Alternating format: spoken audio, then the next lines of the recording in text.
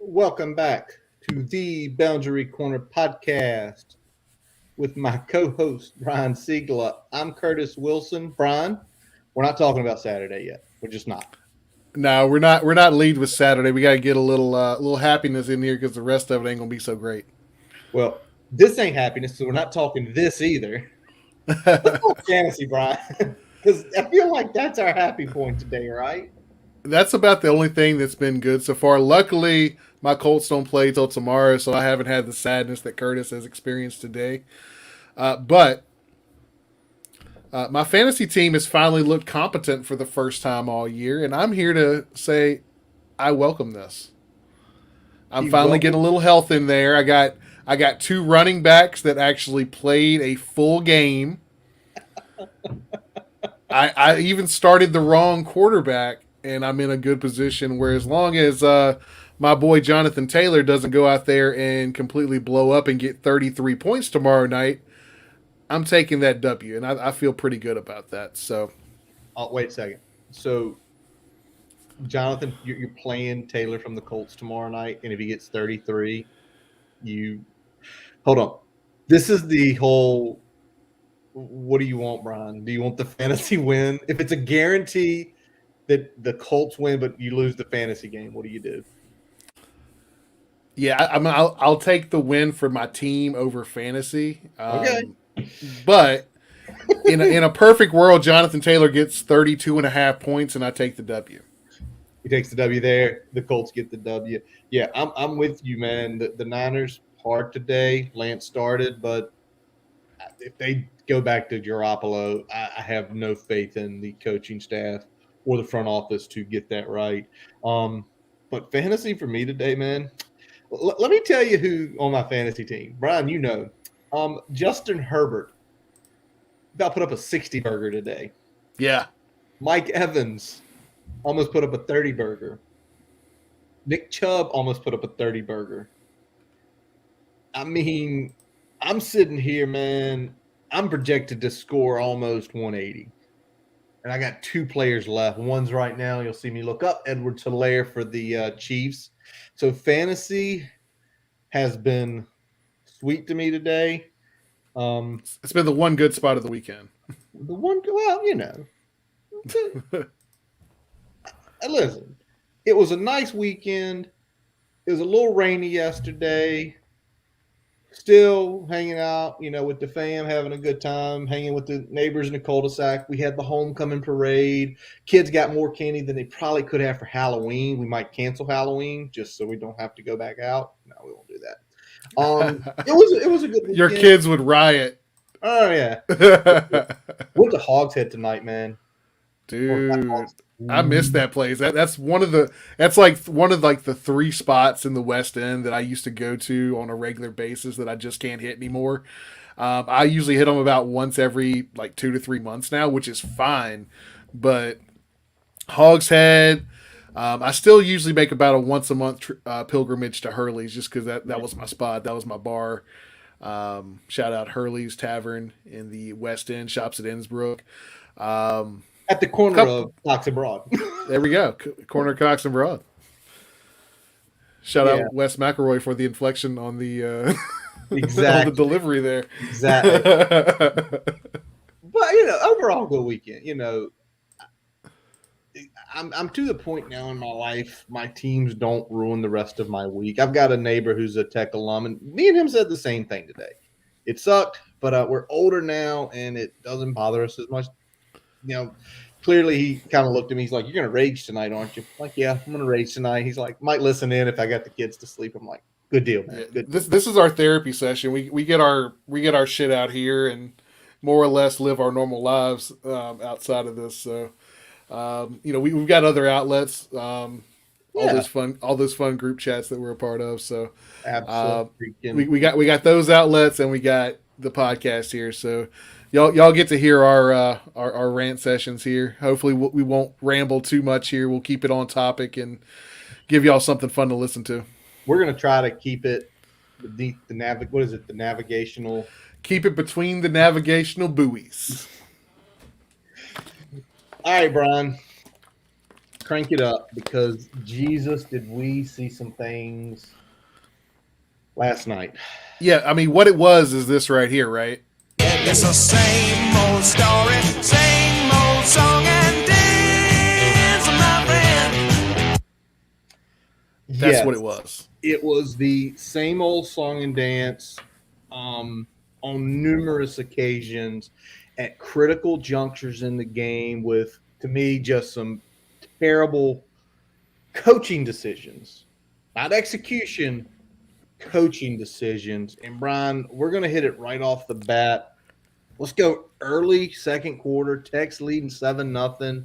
The first drive, we 3 and out. The second, we have this great long play. We punch it in, we get the touchdown, and we're doing the same thing again. And, we kind of look at this drive in general, Brian, and, the athletic pass that BB made to Gallo, that's where it starts. Yep. Him with a great cut on a couple plays later to get upfield. We bring in Blumrick for a wild turkey, get some yards. Then a deep out to Trey for yards. And then they run that little, almost a pop seam to Tay. The guy holds him. There's the penalty. We're in the red zone. And the next thing you know, we get down. Give me a second here. But we get down about the 1 yard line. Yep. And we're sitting there. And, give us the sequence, man. Let's start with the sequence. What was the first one? The first one was the inside zone. BB scrambled to get down. No, Trey. They run that sweep. Trey gets down. Sorry, the other one was the earlier touchdown drive, which I'm gonna hit on later. But it was the sequence. We're driving, good return. We run a hook on first. BB sweeps +6. A sweep to Trey. We're patient. He waits for Holston and Luke to set up the screen. King was still in. BB scrambled, and we got the first down, and we're inside the red zone. That Trey sweep where he stepped out like at the 1 yard line. Yep. Right, we're at the 1. All right, the first play. I think we're all okay with it. We're at the 1. Give it one shot running. It was Trey. It was an inside zone. It was stoned. Brian, what you saw next, I'm sure when you saw what happened, your light bulb went like, yes, we're going to do something right. Yeah, I thought we were gonna get Connor in there, either work it outside on some of that sweep motion with the jet sweep, or come up the middle with Connor on the keeper, a little single wing action. But what happens, man? We roll short side of the field, so we take away half the field. And it's a play that they've seen because as soon as we ran it, they snuffed it out. It was supposed to be a little double action, and you saw linebackers around the thing. Blumrick had to throw it away. And we sit here, and it's the same old.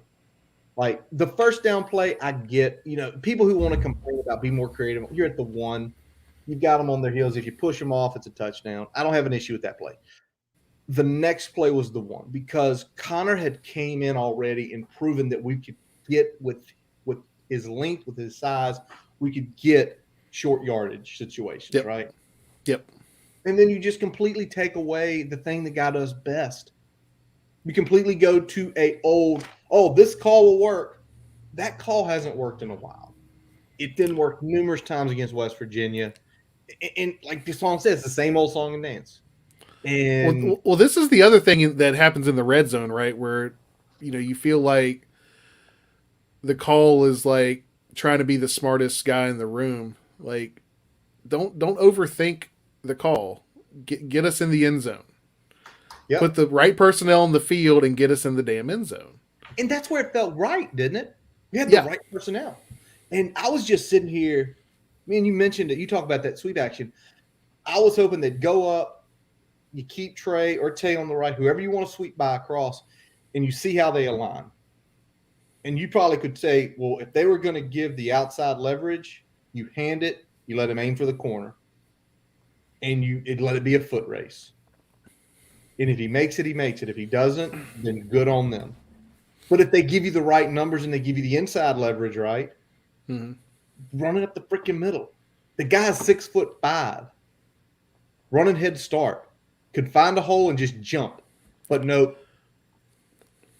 our wonderful play caller thinks, no, let's do this play. This will work. And you could see they knew it. Can I say something else? Because I'm gonna bury a little bit of the lead here, but guys, at some points in this game, we ran plays under center. Yes, we're going to talk about. I mean, the first touchdown. We ran a play under center. We ran a sneak under center, and they worked. And there's some other pieces in there, man. We're going to hit it later. At some point, you got to win the battles at the line of scrimmage and just get guys across the field. Stop overthinking this shit. Exactly. The third play, we try to run the fade to Trey. BB overthrows it. And can I ask you this before we go any further? Yep. When John Parker Romo came in from essentially the 8-yard line, where you're like, not again. I was nervous, but if you're going to kick the field goal, which I still don't necessarily agree with here, but if you're going to kick the field goal, that is what it is. And actually, shout out to John Parker Romo because he had a hell of a game.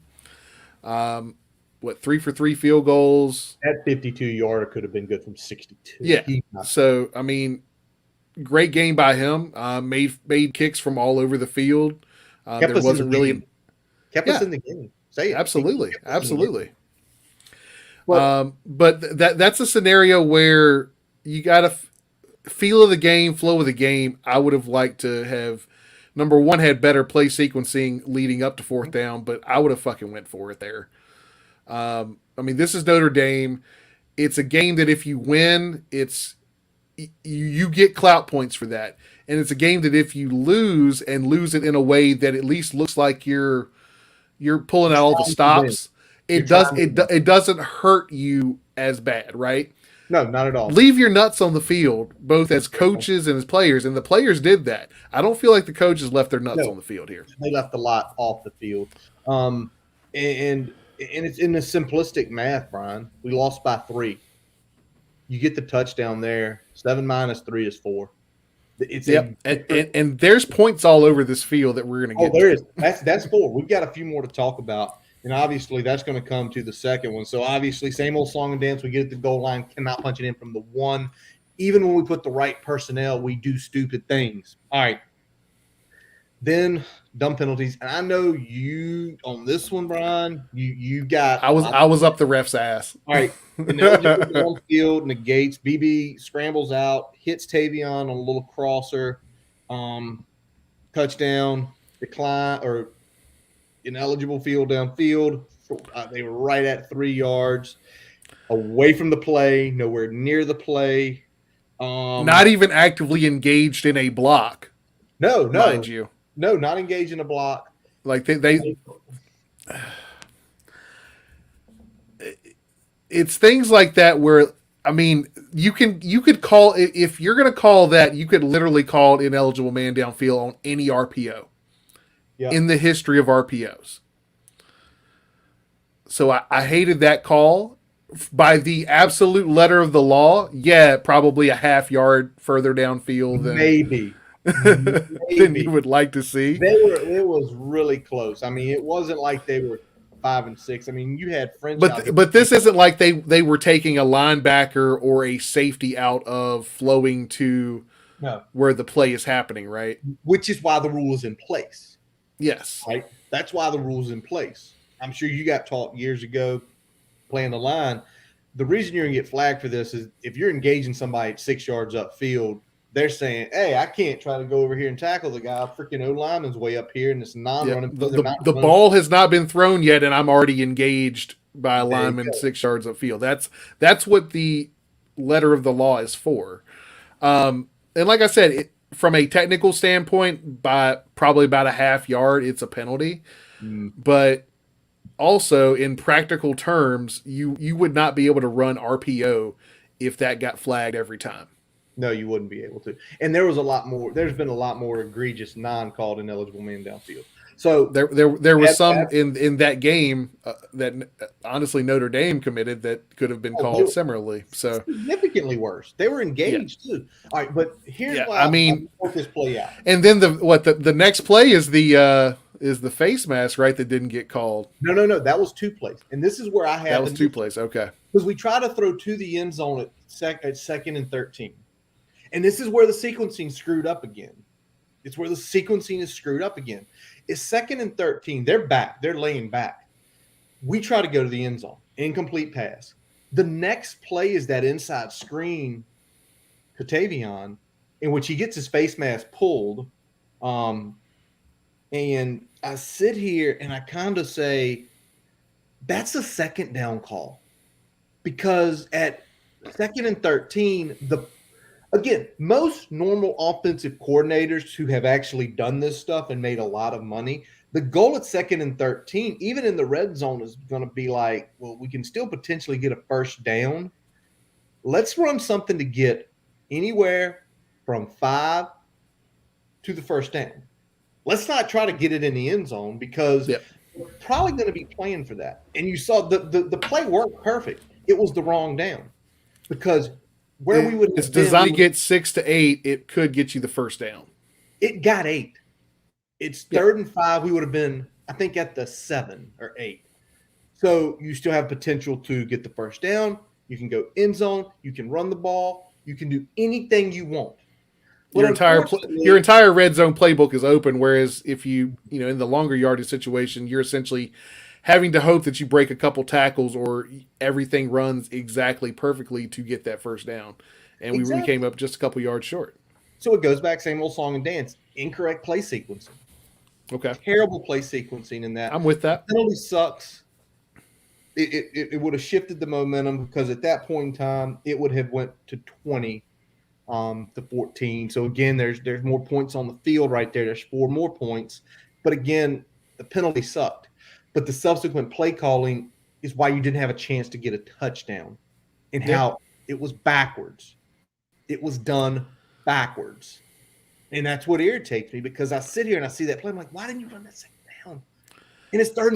Essentially, our coaches hurt us enough where we can't recover from the referees also hurting us. Very true. Very true. All right. And obviously, Brian, let's go to the last one. Yep. Okay. Well, this point in time, Notre Dame had gotten the lead back 21-16. And you said it in the episode, Brian, we have to make them drive long fields. We're going to get into more of the interceptions later. But Jermaine Waller was hooked up in a short zone. And I don't know if Buckner didn't see him or not. But Waller, he just threw that ball, and Waller jumped, gone. Pick 6, Beamer ball to the house. It's 22-21. Now, when we go in the 3-yard line, Blumrick is in because this was after the BB injury situation. And, okay, you're at the 3. Blumrick's in, like, okay. I think you can argue, you can say leaving points on the field or not. At that point in time, that would have made it a 3-point versus a 2-point game. At the 3, I'm acceptable of it. That's cool. I get the point. But after the false start penalty by Gallo, we're at the 8. And I'm sitting here, I'm like, you just kick it now. You just put John Parker out there. You kick it through. And, you take your points and hope you can get those points back later if you need them. Instead, they send Blumrick out there, and he passes it. It gets picked, and that thing goes back. And I'm sure if you were like me, Brian, I was like, that's just going to get returned. We're about to go down after a pick 6. We're going to be down 23-22. Thankfully, somebody made a play. Yeah, but what's the logic in it? Not from the 3 we get it. From the 8? From the 3 with Connor, you might take that risk at that point. I personally would have still kicked it regardless.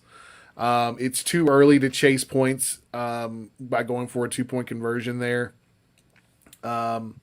Ultimately, I'm much more okay with that decision if the penalty doesn't happen. Once the penalty's out there, kick the damn field goal. Yes. You don't need the points yet. You have the lead. Take the extra point. and you can figure out if you're going to need those 2 points later. Exactly. So But you don't need them right now, so stop chasing them. Exactly. So we're about 16 minutes in, and the calamity of errors that right there, let's just say it, Brian. 4, 8, 9 points in a 3-point loss. Yep. 9 points, potentially 9 points, because of things we have seen from day one, 6 years ago, that still aren't being corrected.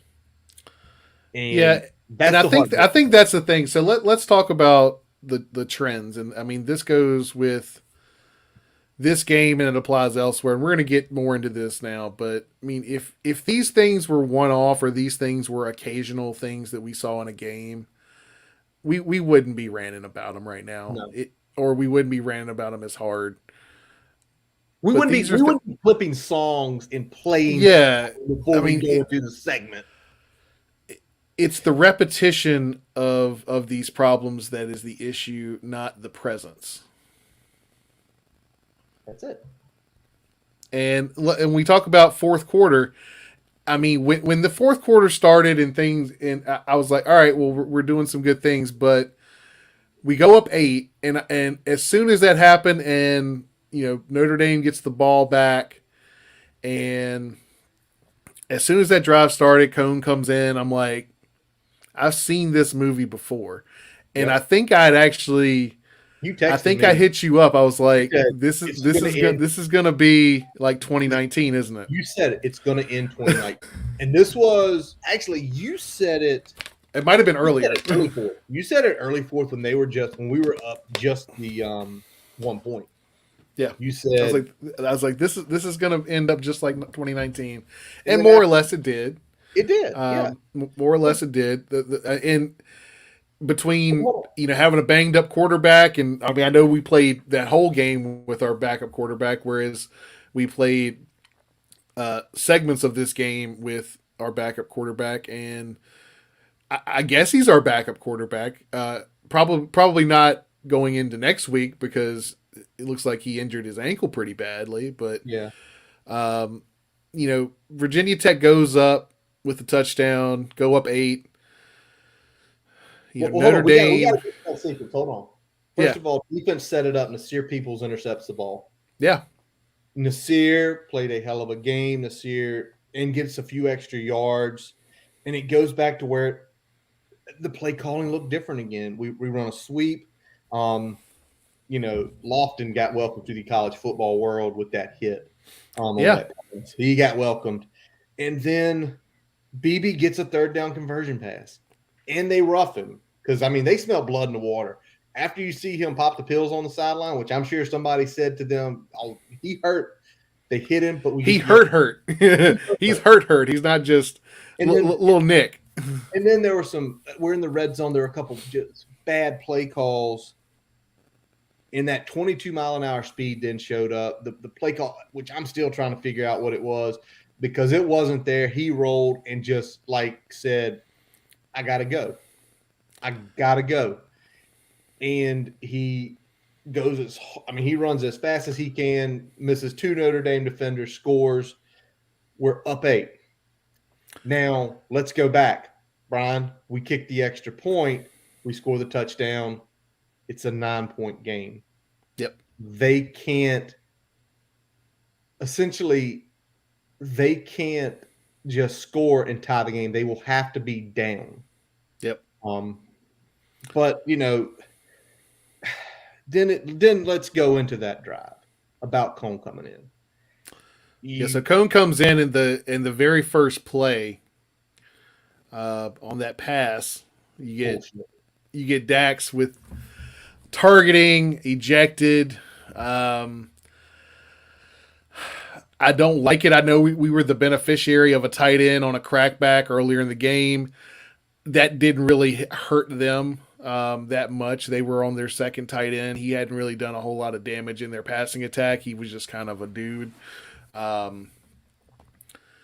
True. Dax goes out, and while Dax didn't have his best game, Dax did get shook in space by Buckner and Tyree a couple times. Dax did pretty good in his Mike coverage responsibilities in taking away the seam and things like that. He did. And And that hits. two plays after Dax is out, they attack that seam and they get a big gain that gets them in plus territory. And Yep. you start saying, "Shit, I've seen this movie before." I want to ask a question, Brian, about Yep. that play. To me, it wasn't targeting. It was literally because the way that ball was thrown, the head was down. It was shoulder. It was almost like a more of a clothesline than anything. If they would eject him for a clothesline, I'd have been fine. But here's what I say: if they don't throw the flag, that stadium popped when he knocked the Yep. shit out of that kid. I mean, it went nuts. It reminded me of Diablo lighting up the UVA player last year, and that hit. I think if it's just a hit, and they have to carry that, I think Cone is probably in his head like, my God, they're taking guys out. Instead, The air came out of the defense. The air came out of the stadium. It was definitely one of those momentum changers. Like you kind of yeah, felt a shift, and ultimately that kind of came to fruition, right? So the yeah, defense just couldn't really get their legs back under them after that. It looked no. like the Well, they attacked offense the for middle. Notre Dame. Yeah, They attacked where Dak they was. attacked the middle. They attacked the middle, and Attacked the middle. I think some of this is saying it's hard to come cold in the fourth quarter when it matters with a position like Mike, right? Yeah, So I'm this isn't a knock on Dean Ferguson. This isn't a knock on the play. It's just no. you're coming in cold in the fourth quarter in the kind of the biggest moment of the game. And it's in a position where you're having to line up people. You're having to think through a million things. He could have potentially been called to ask to blitz, to play a man responsibility, to come off the edge, to play some sort of short zone, mid zone.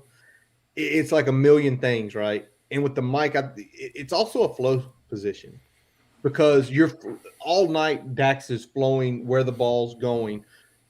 Okay, what are they doing with it? Yep.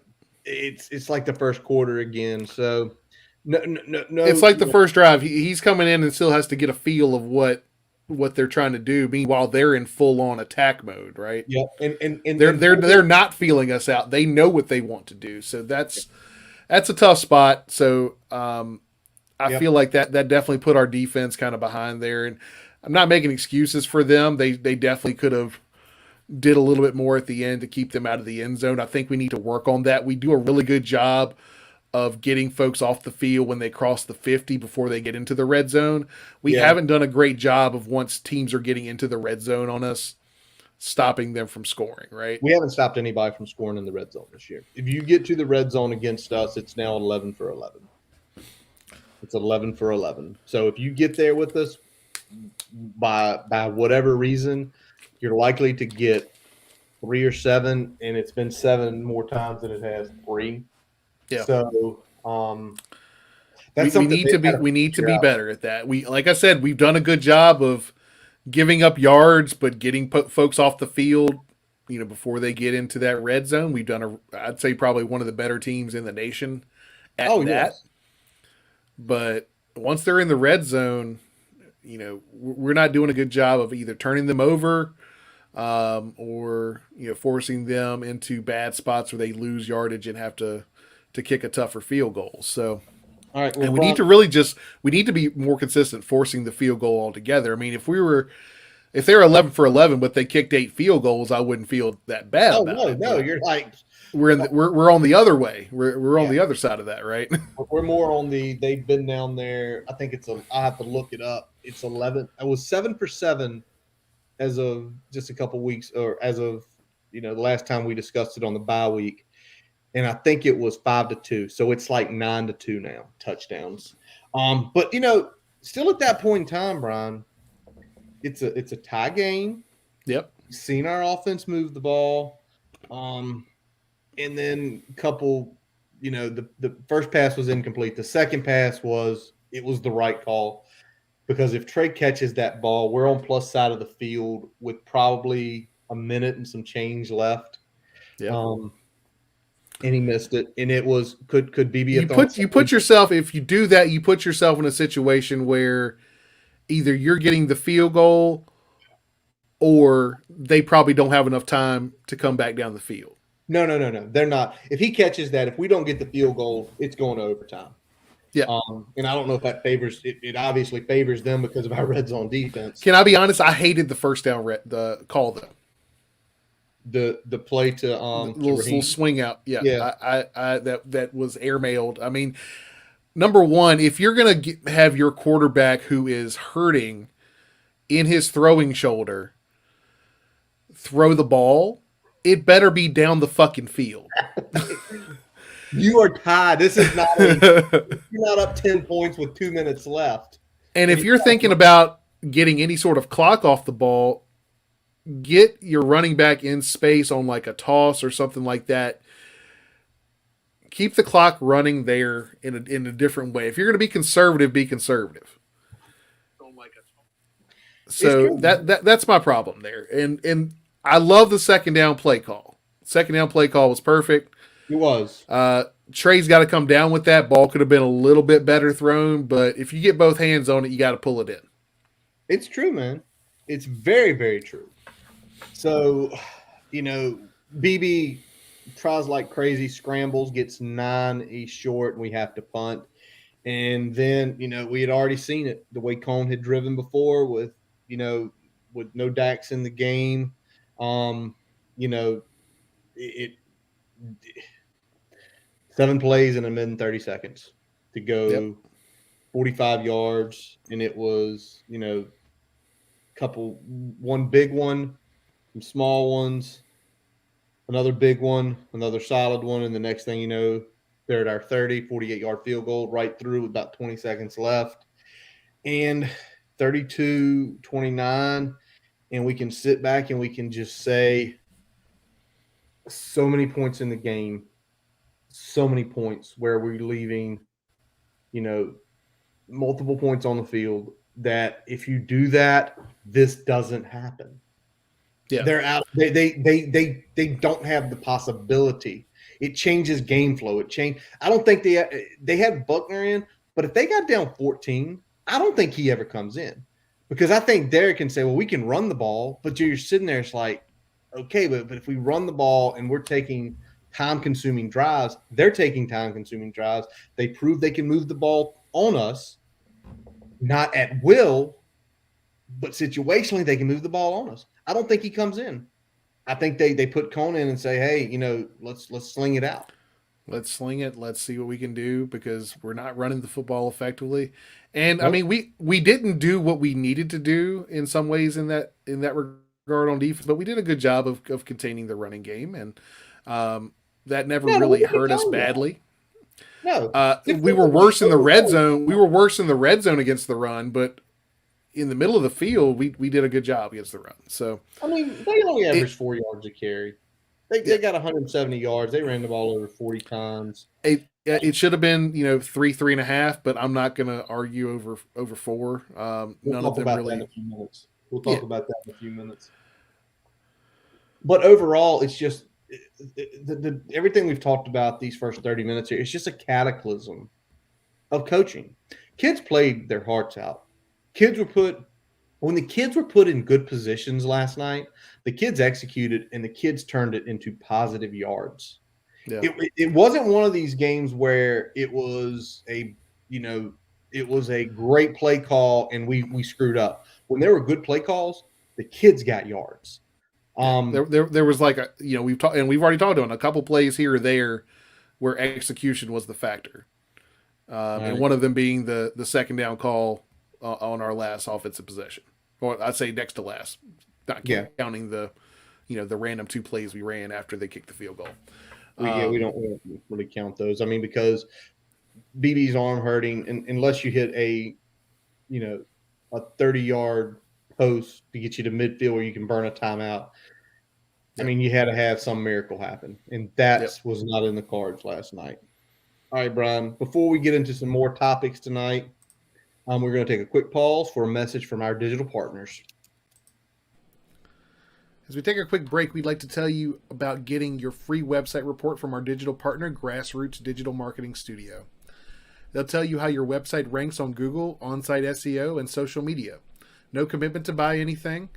You can get your free report by visiting grassrootsdigitalstudio.com/free-website-report. Now back to the episode. All right, but before we jump into the topic, explain the rule with the Cincinnati kick today. Did you see that one? Like it literally went, it hit the flag behind it. Like it went over the bar. It went over the bar outside of the bar and then hit the flag on the backside. So Okay. it never actually went between the bar. Got it. Perspective wise, it was. It's hard to see from where they were kicking from and from the sideline, so I get why they thought it was in, but it wasn't in. All right, thanks. Rule 101. Also, Mason Crosby in that game. Yikes. He ends up kicking the game winner, but damn, it was an adventure getting there. Looked like a golfer who had the yips for about 3 holes. Like just pull. Yeah. Finally got it right. All right, well, Brian, let's jump back. Offensive notes. And let's talk about this first. The offensive line. We're still trying to find the right group. I noticed Parker Clements out there a few times last night. Silas was back in the lineup, thank goodness. I don't remember seeing Johnny Jordan any. What did you notice? And what would you do going forward? Because I do remember a couple of the drives when Clements was in, we were more effective. And not a knock on Silas. Again, it's tough to pay attention to the offensive line when it's a side view. Yeah, I think the problem is that they haven't found what their best 5 is, and I think this was a bad game to try to keep experimenting with that.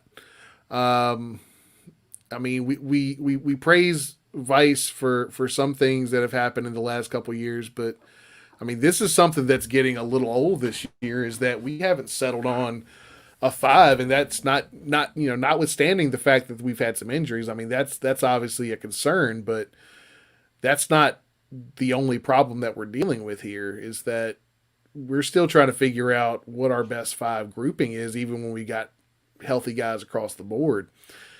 We saw Brock come back. Brock probably played his best game of the season. Yes, yeah. With the exception of a couple penalties, which, the ineligible, which, I'm not getting into that again. Yeah. But he had one false start, I think, that did back us up in a critical situation. But you saw just blocking wise, he played as close to his performances last year as I've seen from him this year. So I don't know if just that's mindset or what it may be, but he definitely went out there and played better. Not perfect, and definitely still a couple errors there from a mental standpoint, but he cleaned up the physicality and just being where he needs to be every play and not losing as many battles in the trenches this week. All right. Let me ask this. Having Silas, Parker Clements banged up for Clements, obviously, for West Virginia, Middle Tennessee State, and I don't think he was in Richmond. I don't remember him. I don't remember seeing him at Richmond. If he was, he was. How much did having those guys out? Because, again, we talked about it. Those are the games to experiment, to try different plays. But when you don't have that opportunity, unfortunately, we had to do it against Notre Dame, probably a top 10, 15 defense under Freeman this year. In the next game is not going to get any easier, although Pitt's not as good defensively as Notre Dame. But it's going to be one of those games we're going to have to score. Yeah, we're going to have to score some points against Pitt because they're going to score some points against us. And, the offensive line has been a problem, but we also talk about the running back room. We've had inconsistency there. I think, Blackshear has been the most consistent player offensively in terms of kind of all-purpose yards, right? But we just have not gotten a footing where we can get a consistent running game going. And I still go back to it. We looked in this game and we had two quarterbacks that were completely banged up, Yep. but we're still not incorporating the read part of the or the option part of the read option like we need to. No.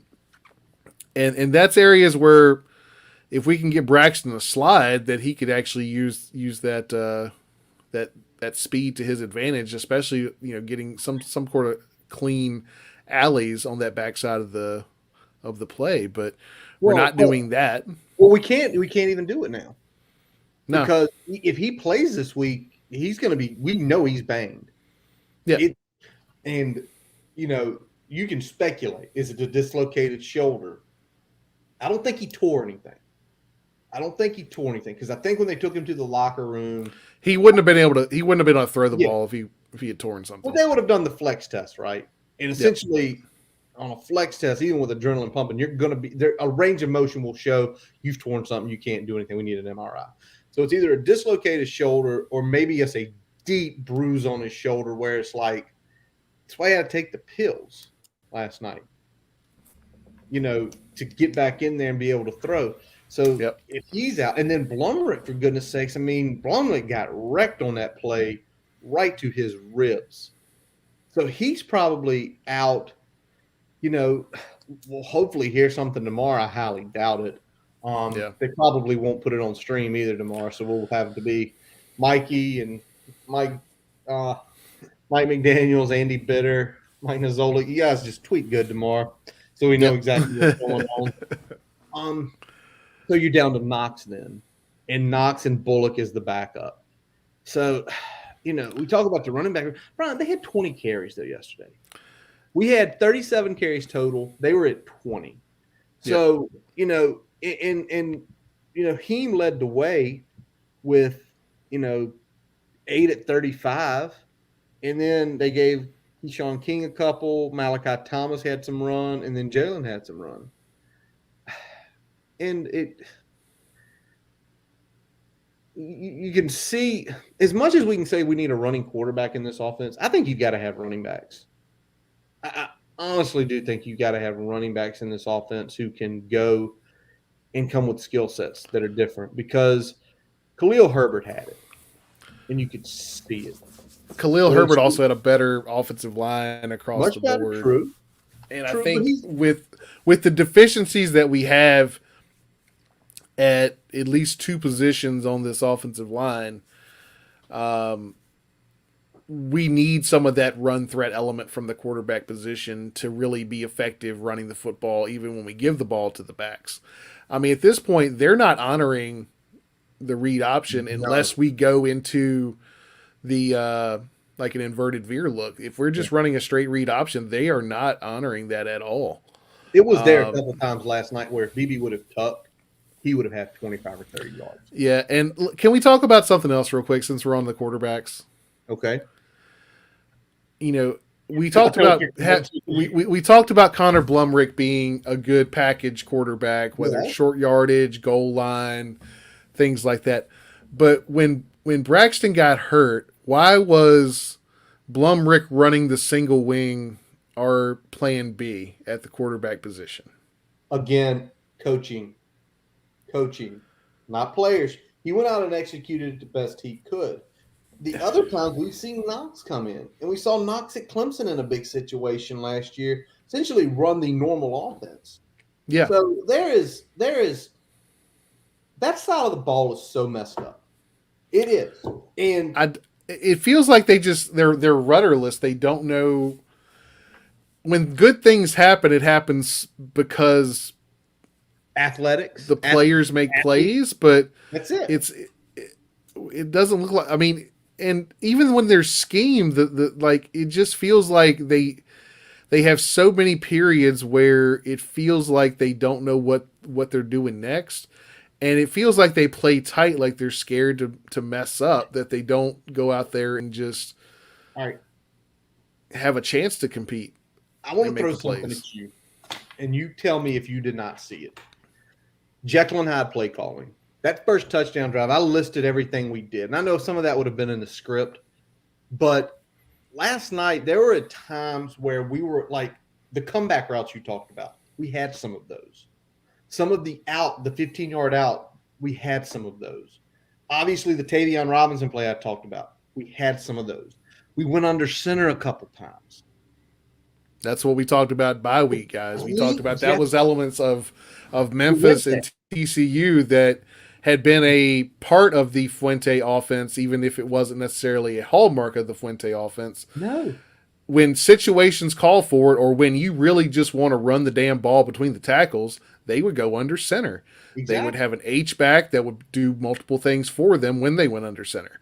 Whether it be kind of just leading out as a typical fullback, whether it be coming across the formation on kickouts, it was several different things they would do under center. And we finally saw them try that.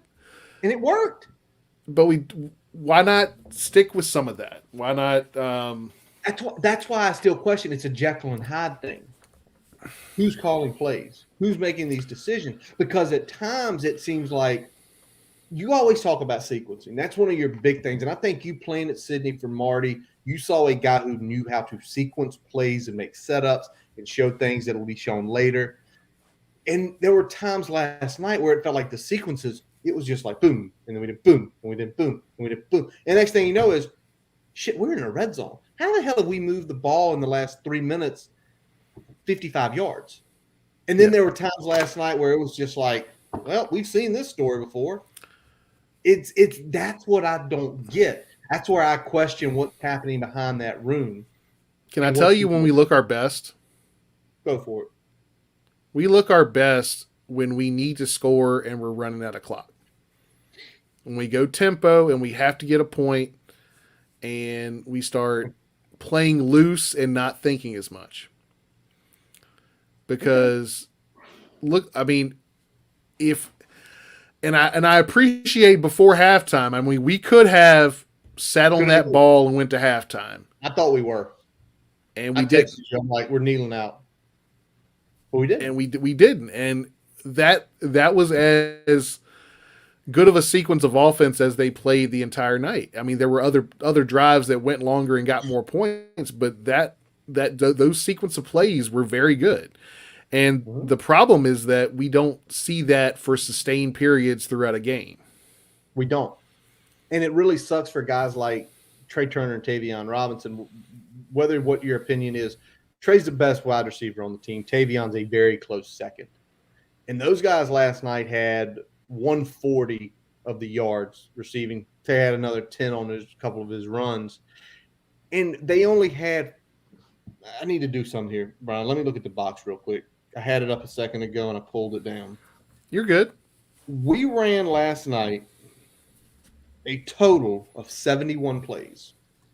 71 plays. They got the ball in their hands 16 times. Yeah. That should be closer to 25. So you're telling us, and I'd love to see target rates of how many were overthrown, but give credit. There weren't many balls that were thrown other than the interception, which we played pretty clean last night. It cost us dearly because it was so deep in our territory.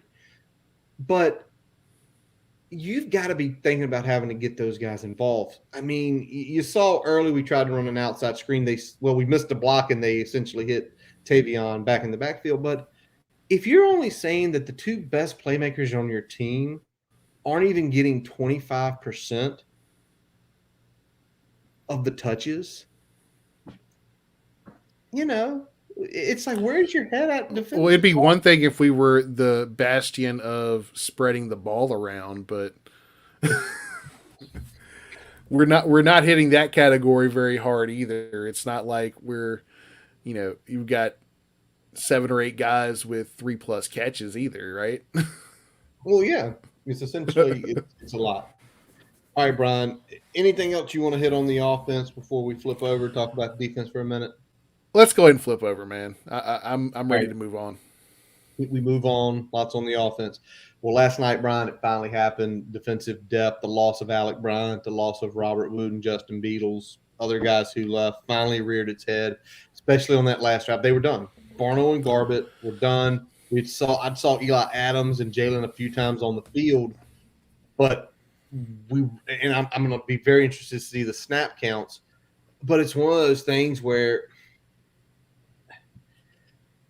if we would have just had Wooten and Bryant to go along with getting some from Eli. I know we had Cole Nelson out there, saw him later in the game. It reared its ugly head because they were on the field a lot. We about split time of possession, and Notre Dame had, I think they had 70 plus plays too. Notre Dame had 69 plays, so basically 70. Yep. And about the same number of plays, about the same time of possession. Same time possession, same number of plays. We had been keeping it somewhere between 55 and 60 with the pacing of the game. Obviously, this game with the scoring, the pick six, it changed. And it sucks because the interior has the depth. You can see it. But I can probably I'll prefer to you on this. If you're eventually late in the game and these guys aren't getting their steps, they can't bull rush. How easy is it for your offensive line coach to say, "Listen, y'all just stay in," because they're not going to get past the outside tackles? Yeah, I mean, that's the problem with depth, right? And we know that Tierlink likes to rotate up to 3 full sets of lines at the defensive line. We don't have that. We don't have that. We've got 5 solid D tackles. We've got 3 solid defensive ends with 2 that are one undersized and another coming along. And we're just not there where we feel like we can, in a situation where they have to score the ball to win the game. The trade-off there is you put your best guys out there that are beat, or you put your second line out there that doesn't have the top end ability that you need in the situation. So we were put in a situation where you're damned if you do, damned if you don't, and it ended up biting us. And you can second guess those choices in terms of what personnel was out there at that time, but you want your best guys out there. You hope they've got enough in the tank, but we're at a point now where snap counts are going up, and we're even coming off a bye.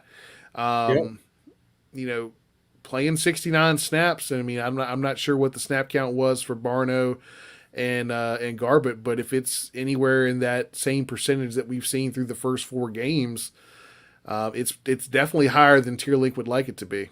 And when we don't have that depth, we get into situations like this where they're gassed. The defense isn't quite able to hold up as long in the back end either, and shit happens, man. And it does. And a lot of that goes, I mean, we played a bad offensive line yesterday. We only got 2 sacks, 2 total. We talked about we needed to be up there, but they went to a mobile quarterback early. And I think that's also what gassed the ends, right? Because they could not be aggressive. They couldn't pin their ears back. They had to stay responsible. They had to chase the guy. They had chased Buckner for 2.5 quarters.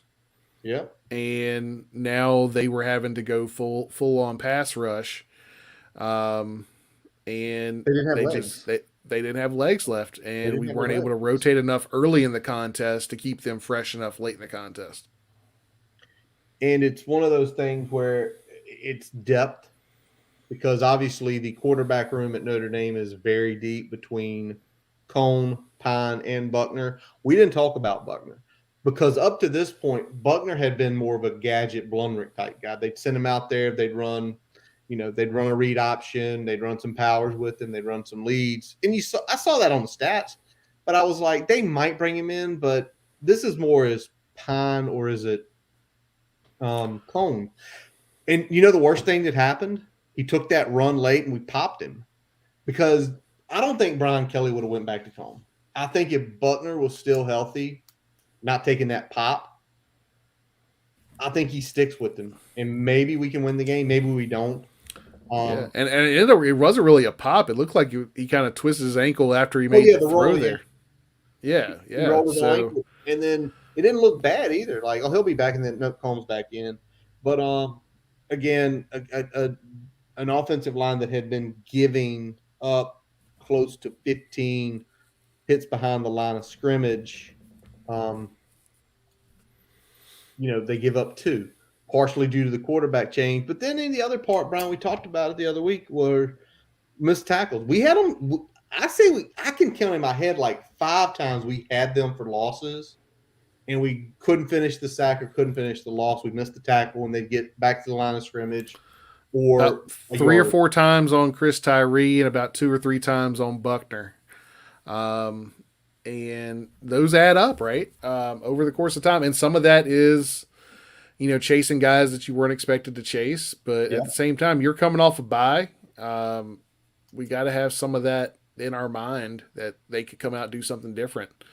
And it's just, and the other thing we talked about is missed tackles. And we had more missed tackles this game than we probably had all year.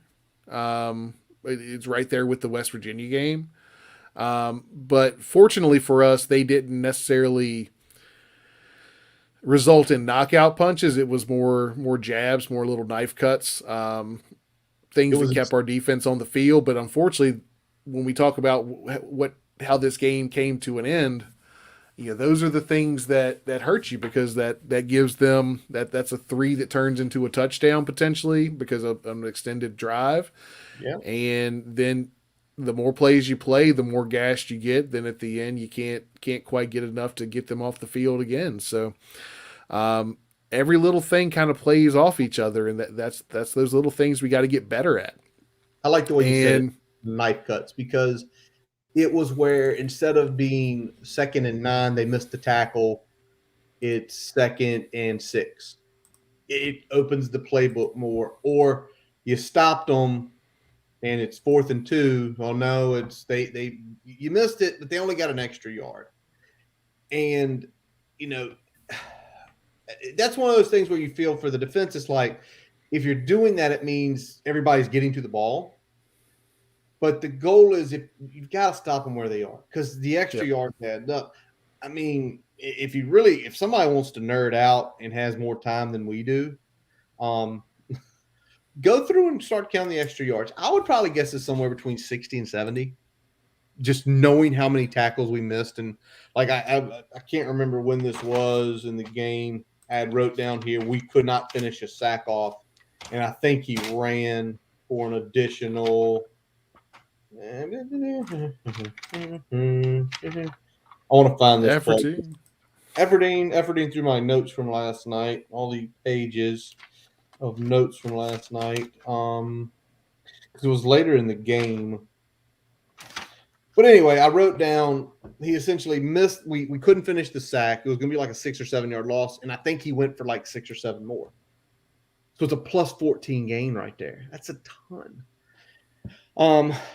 Brian, I'll say this about the secondary. We might struggle to stop them in the back end when we get close to the goal. But as you said last week on Wednesday night, if we force them to drive, we're going to force some turnovers.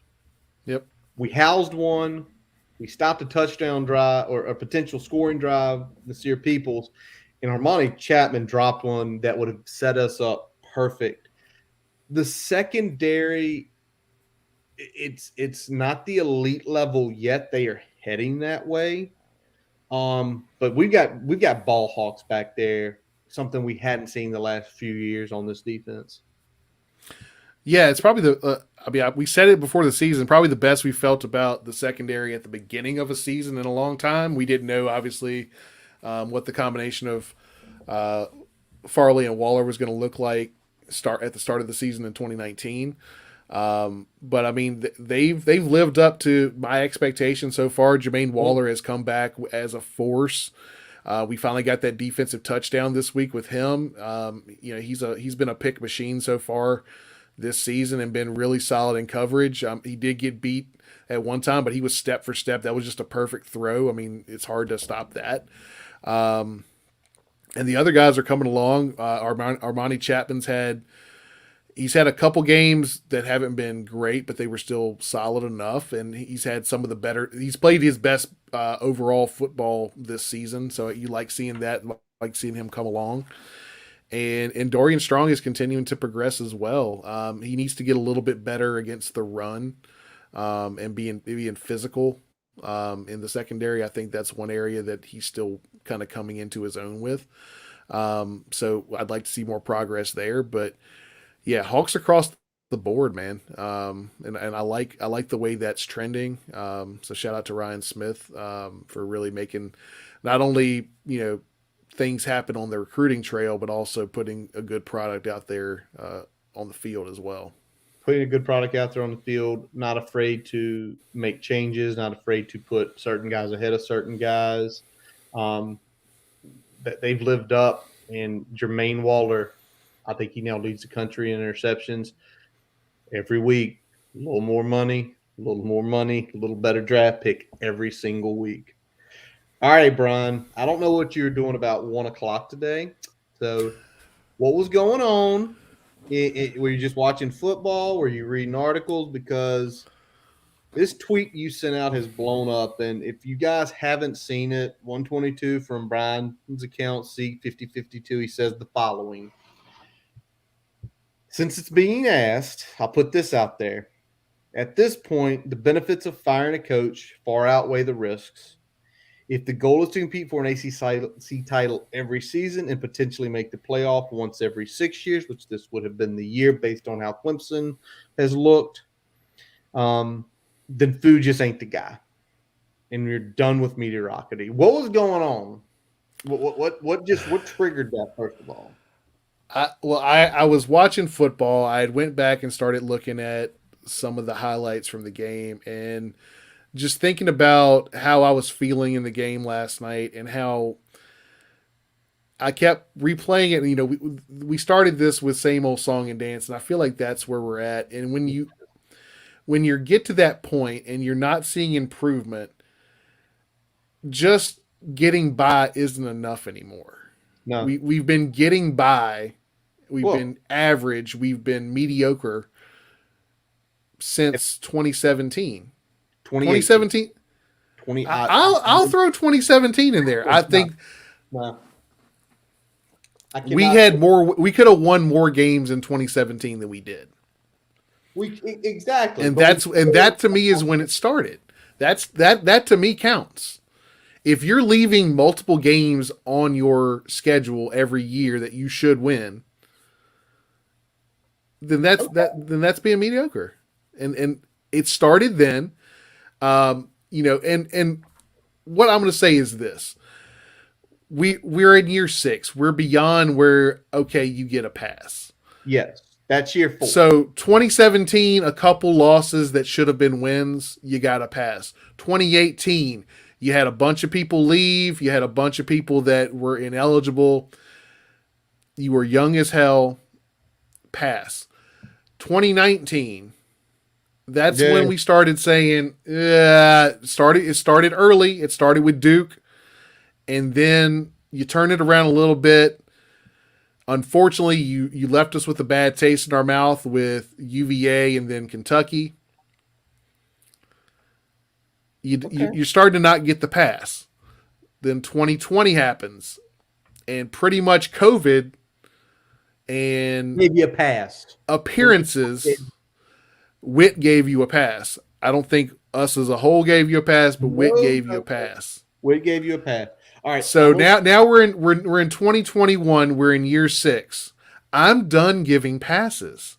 Oh no! And I know that from a mathematical standpoint, the Coastal is still ours for the taking. But does anyone listening to this feel comfortable? Zero. That it's going to happen.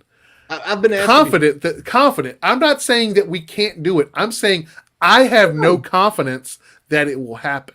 Well, you have to start. I don't feel confident about Georgia Tech anymore. I definitely don't feel confident about Pitt, especially because Braxton's probably not playing. I'm not sure how I feel about Syracuse. I'm not sure how I feel about UVA. Duke is the only game left on our schedule that I feel 100% confident we will win. Absolutely. I'm with you right on that. And I'm gonna still argue I don't count 2017 because 2017 was still majority of Beamer players. That was so. And in that year, the losses were to Clemson, who went to the playoff, Miami, who had 1 loss. The 2 games you can say we shouldn't have lost that we did was Georgia Tech and the bowl game. Yep. I can't go into there and say that. You know, it is what it is. You lose to a team that's similar to you. Oklahoma State was good that year. The Georgia Tech is the only game you can say that year. To me, it's 2018 up to this point. And you talk about mediocrity. 2018 up to this point, we are 22-20. We are the definition of mediocre. We are the definition of average. And we are not used to that in this program. Those who started following this program, especially in the mid 1990s when we were in our teens, we're not used to that. And it's so much. It's other mediocrity bull. It's a crap that he doesn't make any changes. That irritates me. When you're mediocre, you have to make changes. He won't fire his friends. He won't. He won't. Yeah. And that's a mediocre thing. Great coaches don't do that. Great coaches, if we were bad and we didn't have talent and we were doing this shit, I wouldn't feel bad about it. We have talented guys. We screwed up the recruiting footprint for a few years. Luckily, that's somewhat between Ryan Smith, Justin Hamilton, J.C. Price, and Adam Lechtenberg. That's slowly turning the corner. Now, the one thing I'll give him a credit on is, and I don't know if this is him or behind the scenes people, but it seems like alumni relations have gotten better. There were a ton of guys there last night, a ton of guys, different eras. But everything else is so mediocre. I mean, I'm giving that bone to Dwight Vick and the stuff he's been putting together behind the scenes, and I'm giving to the. I mean, yeah, I'm sure some of that kind of started with Witt, and I feel like there is a push from the athletic department that's gearing up for that stuff. But at the same time, I don't think that Fuente was like, "Hey, this is going to be a really good idea that's going to." Do well for us. I think it was something that was brought to him. He was like, okay, sure. That sounds good. And Dwight's doing a hell of a job, bringing that out to fruition. You see guys like John McLaughlin and Luther Maddie that are doing a lot of good engagement on their podcast and on the stuff that they do live at the games. Like Michael now, man.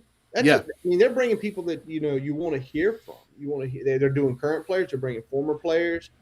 And if nothing else, what this era has brought out in Virginia Tech is voices. Yeah. Voices of former players, voices of fans. And I think when we look back in a few years, it's going to be one of those things where if this didn't happen, we're probably a much quieter fan base. We're probably more status quo. But now it's not, because we don't want to be mediocre. We were 15 minutes away from the mountaintop in '99. We were 15 minutes away from the mountaintop, and then the subsequent years, we were 1 and 2 games away from it. Yeah, we were stacking 10-win seasons. We were stacking trips to the conference title game, winning ACC championships. We were playing elite teams. We were knocking some off. And when you get that close into where we are now, that's what hurts. That's what hurts. And what I fear is there's, and we've talked about this before, Brian. I want to see passion. Every Saturday we lose a game, I see people on the timeline, saying I'll back out there again or fire the guy. We're not apathetic. My fear, this is my biggest fear, what happens between now and Duke, if we don't win a game, that Hokie Hall of Fame, where Adibi's going in and Drakeford's going in, that it's going to be 50,000 people there. And it's going to look nothing like Lane Stadium. And that's apathy. Once apathy hits, Witt's in a shit ton of trouble. And that's bad, because we've seen Lane at its best 2 times this year. Yes, we have. At its fucking best. UNC and last night was fucking gas. And the more we move away from that, and fans come out there, they love this team. But you've got to start rewarding your fans with wins, or they're not going to come back. Nope. They're not going to come back. And I'm not saying it's going to be a wholesale all at once thing, but you're going to see about 5,000 to 7,000 less every home game going forward, and especially once we get on that road trip before we come back for Duke. Yeah. Uh, it's going to be interesting, guys. It's going to be interesting, and I'm with Curtis here. I'm more concerned about what are the long term impacts, and especially the long term impacts if we don't make some sort of move this offseason if things go It has to south be the made. way we think it's It, going to it, it, go. it has to be made. I don't care if it's a 9-3. I don't care if we 6-1 and luck our way into the ACC title. It's got to be because there's nothing changed. If you saw, and you can't sit here and Whit Babcock, you cannot sit here and put your chips on this and no changes being made. Because the thing is, I said at the beginning, what we saw 6 years ago, it's still the same today. There is no Yep. change. And when there is no change, you cannot expect to move forward. And I know Alabama lost yesterday. It literally took one of Nick Saban's protege. It took 23 times for somebody to finally beat that guy, one of his proteges. And guess what? Think about Nick Saban, Brian. If I told you 10 years ago, Nick Saban's going to be running a pseudo power spread with pro concepts, not just, two tight ends, a fullback run the ball, you'd have called me crazy, Yeah. wouldn't you? What has he done? He changed. saw the future and he said, "All right, I can get guys that can run this in here. I can make this happen." And he put And different because coaches. and honestly, because of the athletes he recruits, that they can run that type of offense.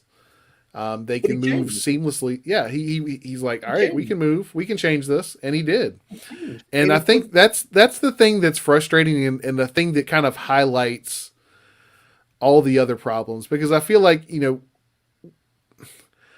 we don't get on here and just crush Justin Fuente for every little thing. no. We don't. But when we see something that is off, we say it. And It's true. the issue that we're having is that things have been off in terms of in-game play calling, in terms of in-game decision making that go beyond just, well, he's not recruiting. He came out and he wasn't recruiting Virginia like he should, or he's Yeah. not approachable as a person that like we want our head coach to be.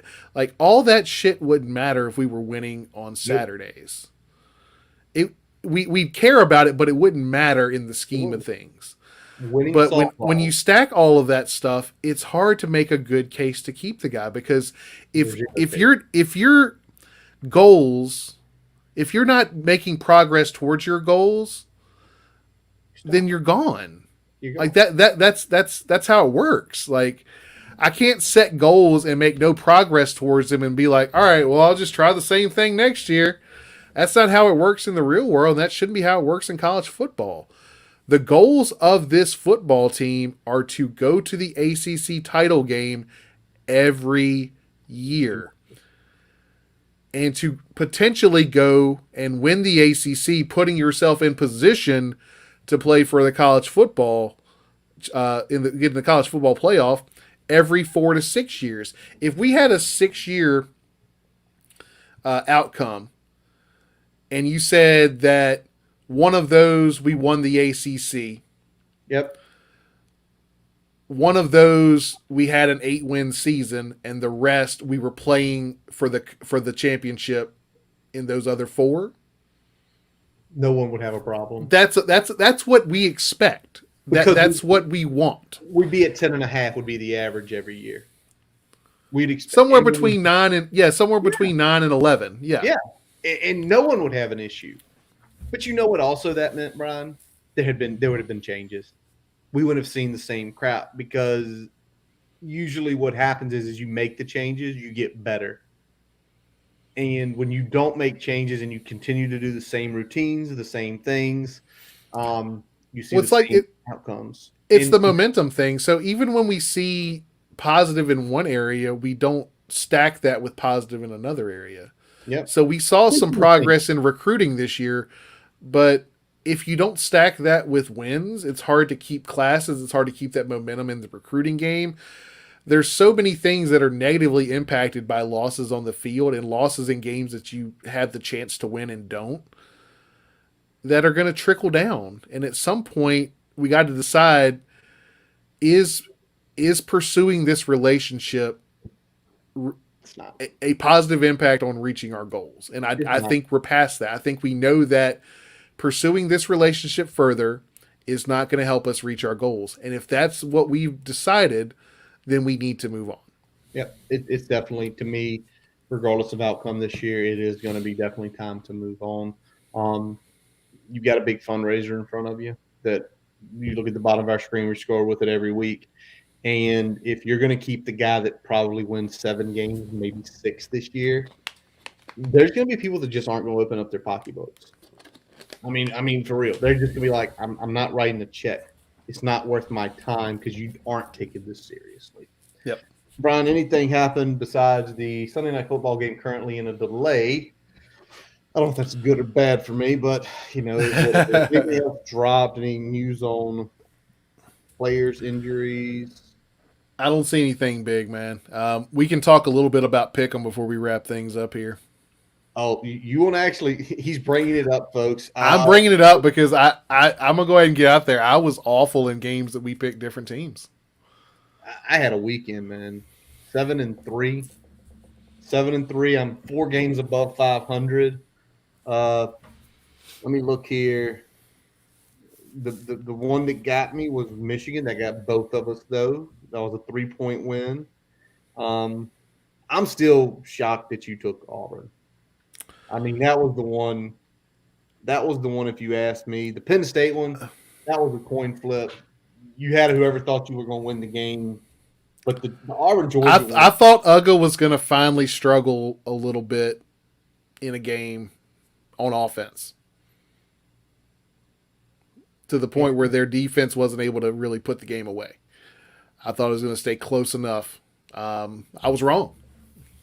Yeah. So I was wrong. Brian this week goes, what are you going, 4-6? Right? Yeah. Yeah, I went 4-6. Yeah. Hey, but you know what? We got the Duke Georgia Tech game right. We finally got it right by this much. Yeah. She was narrow. Georgia Tech finally didn't bite me in the ass. Well done, Georgia Tech. Barely. Barely. Georgia Yep. Tech barely gets us. So, we got a week ahead with Pittman. Some people are already saying we're definitely going to beat them. If you do that blindly, I mean, the only thing you're going off with that is history. Yep. And, of how Pitt is historically played in Lane Stadium. That's about the only thing that gives me confidence about that game. It's true. It's true. All right. Well, Brian, let's wrap up this episode of Boundary Corner Podcast. I'm Curtis Wilson. I'm Brian Siegler. Visit our website, boundarycornerbt.com, to listen to all of our episodes. While you're there, don't forget to follow us on Twitter, Facebook, Instagram, subscribe on YouTube and your favorite podcast source, including Spotify, Amazon, and Apple Podcasts. As always, we let our buddy Jason Long play us in, play us out. Catch him on Spotify and Apple Music. We thank you for listening. And as always, let's go. Hokies!